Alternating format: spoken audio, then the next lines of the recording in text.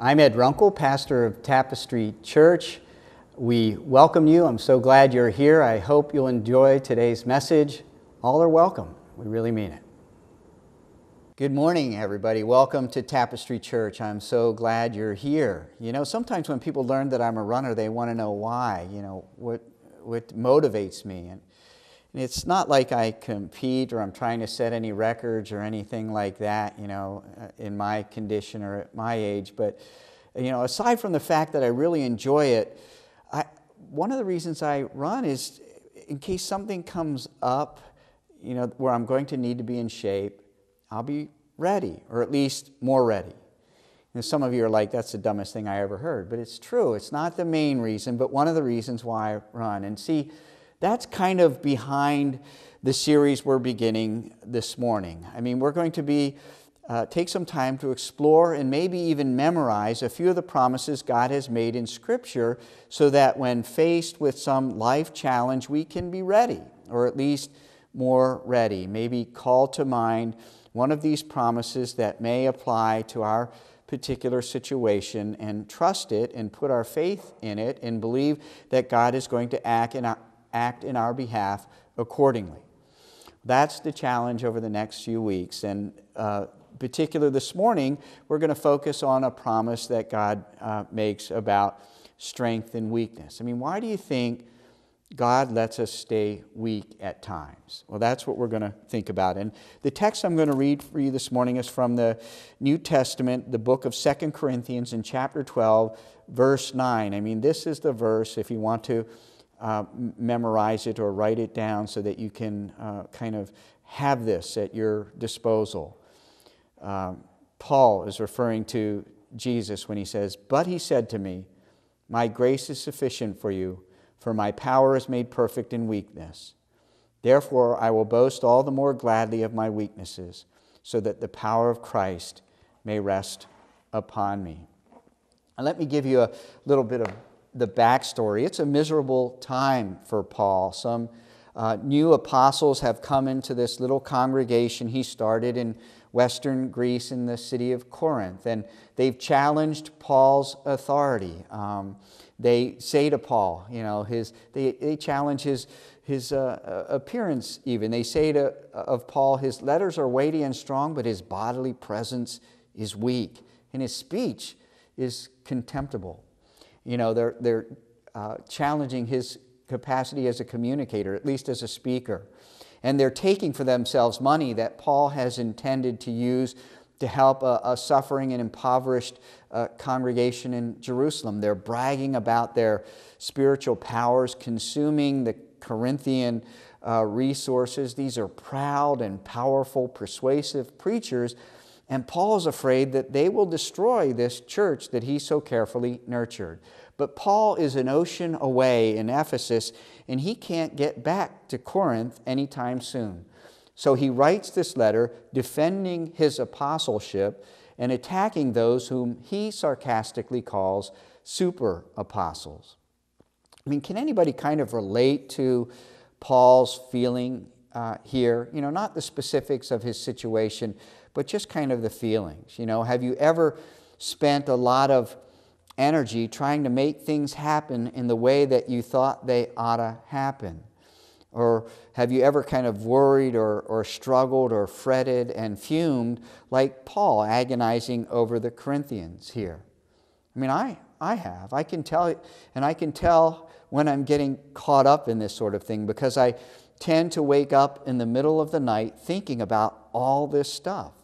Sometimes I wake up almost breathless because all this stuff is going on in my mind. So I can imagine Paul waking up at night, helpless in Ephesus, worried, frustrated, composing and recomposing in his head this letter he would write. But then in the midst of all of this, fretting and frustration, this promise Jesus had made, it comes to his mind. Jesus made it in response to Paul's repeated pleas to be relieved of this unspecified thorn, this unspecified source of agitation that he complains about. And the promise is, my grace is sufficient for you. My power is made perfect in weakness. Now, I don't know about you, but that's not a promise I'm particularly eager to embrace. I'm kind of, want the Bible to be a self-help book so I don't have to be weak so I can overcome my weakness. I don't want to have to be weak in order to experience God's grace. Can anybody relate to that? I'm kind of like the writer John Acuff on this. I want to see a picture of God on the back of the cover of the Bible wearing an approachable sweater next to a golden retriever who knows a few tricks but not so many that he's obnoxious. And I want to be able to crack open a chapter, read a few verses, get some action items, and then walk away from my relationship with God. Because all my self-improvement efforts are mostly about getting my life running smoothly enough to where I don't need God anymore. Can anyone relate to that? Anybody else ever want to have it all together? I know I sure do. And sometimes I'm tempted to think, that I'm only 3 issues away from really being used by God to do something significant. If I could just, maybe improve my relational, social skills or emotional intelligence just a little bit more. If I were just a better communicator. I want to be a loving husband, a wise father, and a strong follower of Jesus. But I'm so weak, and I fail so often. So many weaknesses in all those areas. It's like we spend the early part of our lives unaware that we have limitations, and then once they begin to, it begins to dawn on us that we actually have some weaknesses, we spend the rest of our lives trying to fight them. You even see echoes of this all the way back in the Old Testament book of Genesis in chapter 3, where Adam and Eve aspired to break past human limitations and share in God's limitless knowledge. That's what all that business about the tree of the knowledge of good and evil was all about. We don't like having limitations. We love the myth of the superhero because we want to be one. It's hard for us. And maybe you've gotten to that point in life where you realize that no matter how hard you try, you're stuck with certain limits. But it's kind of a humiliating thing for us to realize that we have these limits. And, limits that aren't a problem for other people, that other people can do with ease some of the things that we can't. I hate my weakness. And I know that sounds pretty strong, but that's not even the worst of it. To be really honest, most of the time, I hate weakness in others too. I want all of us to be strong and capable, only I want to be a little more strong and capable than you, just so I feel okay about myself. And that sounds pretty ugly, doesn't it? But that's kind of who we are, human nature. How do you answer the dreaded job interview question, tell me about your greatest weakness? If you don't come up with something, you may sound a little bit too self-assured. But if you come clean with your weakness, you may be disqualify yourself from being hired, right? Well, Monster.com, the job search website, describes some strategies for answering that question. And one approach is that you can kind of describe your weakness as a strength. For example, they recommend you might say, I'm such a perfectionist that I sometimes expect too much of myself and others.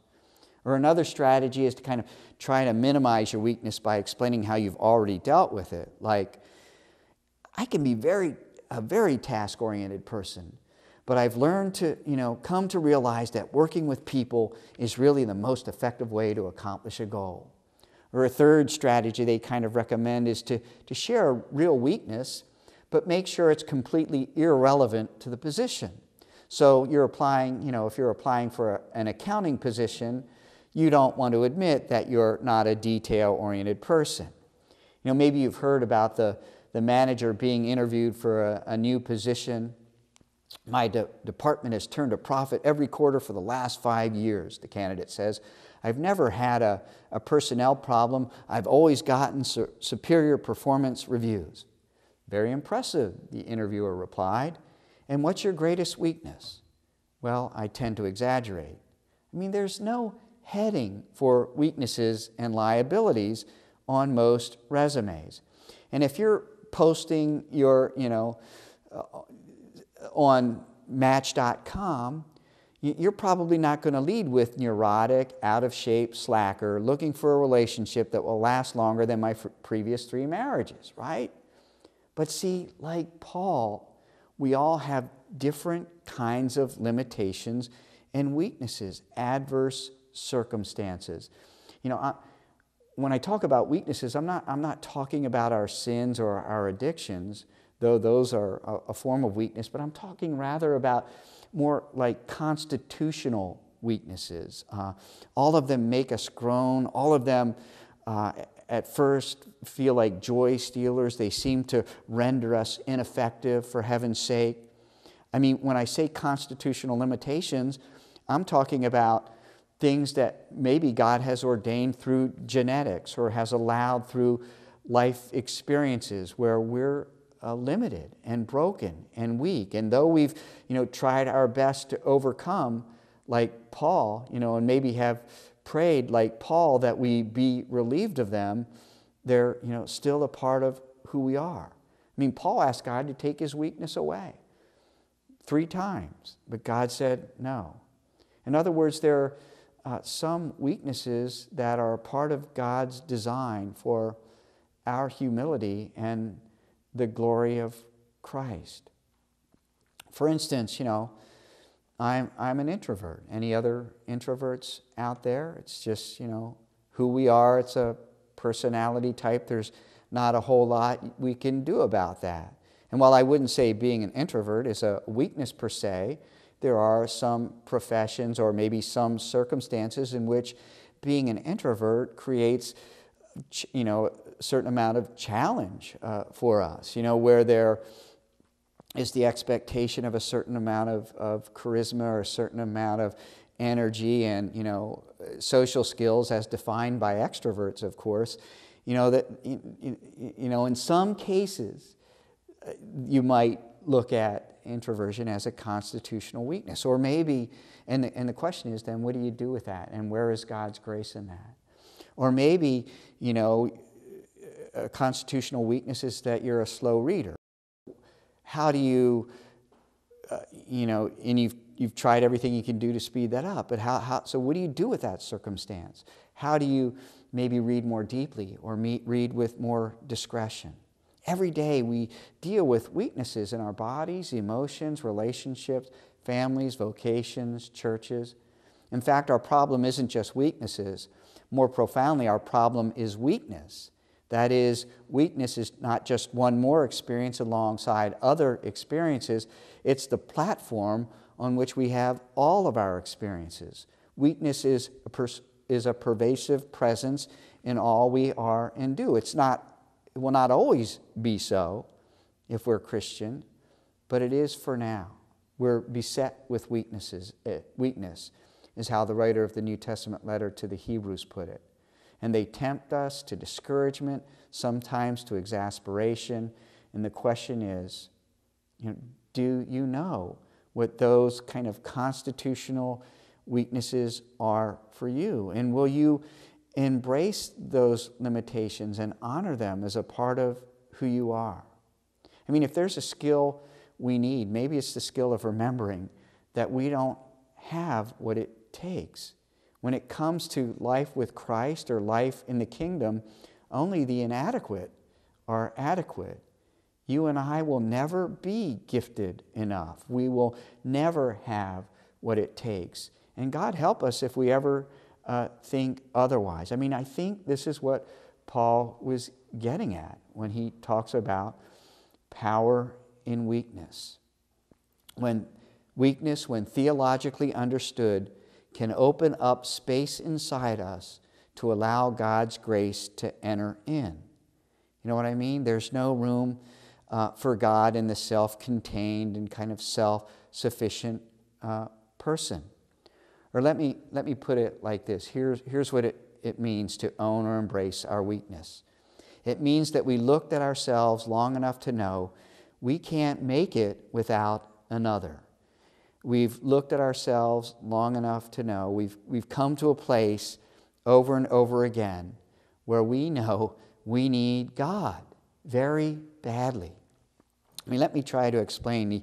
The other day I was out running and I was waiting for a light to change at a busy intersection in Lancaster. And when the light changed, I stepped into the street, pausing just long enough to realize that one driver who was on his cell phone and either didn't notice that the light had changed or felt that the light hadn't been red so long that he couldn't drive right through it, well, I paused just long enough to avoid being hit, when to my surprise I heard myself calling this guy a donkey's behind out loud as I advised him he might want to get off the phone and drive.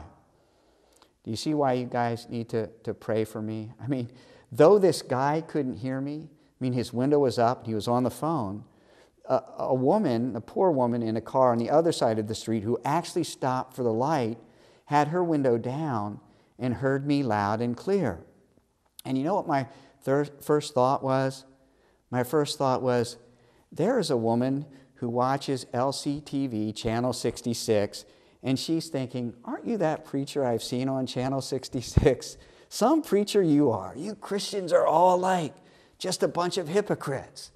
Well, while I wouldn't call, cussing out reckless drivers as a constitutional weakness, I would call it foolishness that may be related to some constitutional weakness in me, that and an adrenaline-fueled fight or flight response.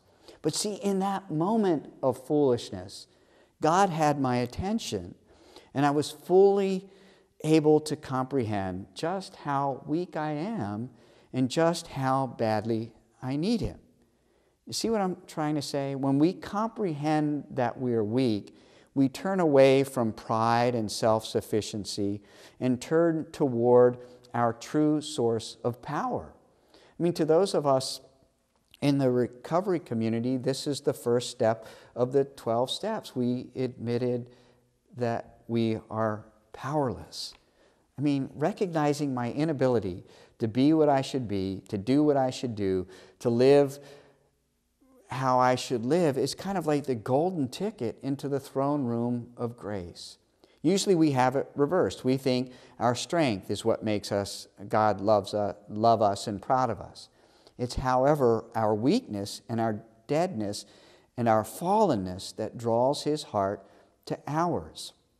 It's in our weakness that we see our never-ending need for a rescuer. It's in that recognition that we find freedom to love others in their weakness, and the freedom to be human. God has to get us to die to our abilities and to bring us to a place where we see that He is the one who opens and closes doors.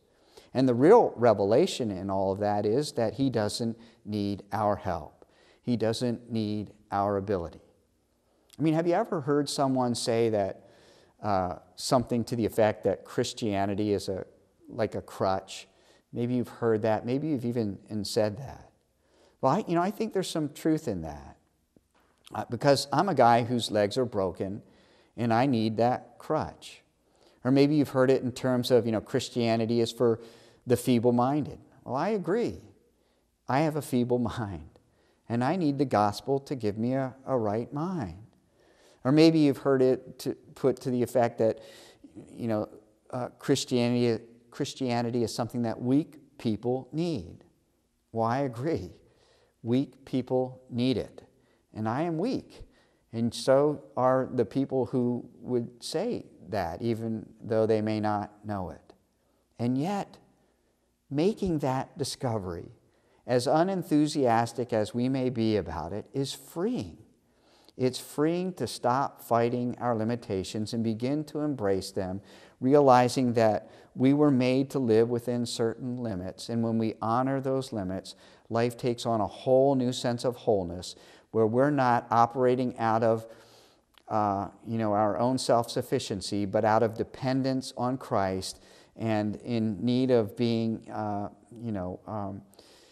empowered by His Spirit. I mean, you and I don't do supernatural. God does that. So let's boast in our weakness, as Paul put it, instead of trying to display our self-sufficiency and our strength, which really is no strength. I mean, has anybody here ever been financially weak or occupationally weak or relationally weak? I mean, here's the secret. The more aware you are of God's grace, the more humble, prayerful, thankful, patient, gracious, content, and joyful you'll be. But see, you're more aware of God's grace when you're weak than when you're strong. It's the great gospel paradox of the life of faith. God's grace is more clearly seen, more deeply savored in our weaknesses than in our strengths. Paul boasted in his weakness because he knew that God's miracles and His glories were found there, not in his strengths. I mean, you may be going through a difficult time in life. You feel weak and limited. And maybe like Paul, you've prayed often for your own thorn to be removed, and yet it remains. I mean, could it be that your thorn or your challenge, your struggle, is a platform for God's power? Could it be that God is using and will use your weakness to show His strength? I mean, Paul talks about being content. Well, contentment trusts God to be God. Discontent is evidence of our fear of everything but God. Discontent fears for our safety, fears for financial solvency, fears for what others might think of us. The content soul feels God. To be content is to start where we are, not look ahead to what's next. It's to be present. It's to show up in the moment, trusting that whatever weaknesses and hardships we're bearing, in the end, the story, that isn't the end of the story that God is writing through our lives. I mean, God will use the strengths He's given you. He certainly used Paul's strengths. But what Paul knew better than most is that it's not human achievements that showcase the grace of God. It's through human helplessness. And we and others will really know that. God's grace is sufficient for us in our weakness. I mean, I guess, think about it like this. Let me try to make this concrete. Joan Rivers died not too long ago, and I was never really a big fan of Joan Rivers, but she was funny, especially when she would mock herself. Like she once said of herself, "I've had so much plastic surgery that when I die, they'll donate my body to Tupperware." I mean, see, her comedic strength was most prominent, one could say, in the jokes that mocked her weaknesses. I mean, it seems that, there's something to that. Often we Christians, we think we have to be strong. Well, people aren't attracted to Christianity because of our competence or our intellect or our have-it-all-togetherness. People are attracted to Christianity and tune in and take notice when we're the first to stand up and admit that we're weak or that we're bedraggled or broken and in desperate need of grace. While we live in a culture that elevates strength and talent, looks and abilities, we live in a spiritual kingdom that honors weakness and willingness and humility and dependence. No wonder the ways of the Spirit seem so, odd to the average outsider. Again, I think I've mentioned this scenario in other messages, but recently, Nancy Wright-Ball was interviewed by NBC's Matt Lauer, I believe, and then there was an evening, I think, where an hour by NBC was titled "Saving Dr. Brantley, the Inside Story of a Medical Miracle." And, it reminds me, because we've talked about in our church about how early Christians sacrificially helped their neighbors in times of crisis, and pagan religion had no answer for the deadly plagues that struck, in early Christian times. Even the pagan priests would flee contaminated cities, but average Christians would risk their lives to nurse and comfort the sick. And the pagans took notice. And scholars estimate, for instance, that by the middle of the 4th century, more than half the Roman Empire had converted to Christianity, in large part because of the Christian response to the plagues of that day. And it's almost, like that, a 3rd century thing with this Ebola outbreak, where the dominant culture of our day, as in the 3rd century, thinks our Christian beliefs are a threat to society. But they have no answer for missionaries like Wright, Bowl, and Brantley, and another doctor, Rick Sacra, who caught Ebola while serving those who had the disease. I mean, can you imagine it? Can you think of anything weaker than exposing yourself to a disease that can have a death rate of up to 90%, and doing it for heaven's sake, in order to bring heaven's solutions to real people with real suffering? Our culture has no answer for that. So we put them on TV in front of the banner that advertises their mission agency. But, people in their most... Can you see the grace in that, in those moments of weakness? Maybe the literal physical weakness is evidence of God's grace. I mean, let's do something this week. Can we take this promise, my grace is sufficient for you, for my power is made perfect in weakness, and kind of make that our prayer, to apply it to our lives? Because when we do, we're literally asking God to pour His strength through us. And He will. And He delights to. We hope you enjoyed today's message. Thank you so much for tuning in, and we welcome you to join us at Tapestry Church. We meet on Sundays at 10:30 a.m. at 22 Crady Avenue in Millersville, Pennsylvania. Thank you.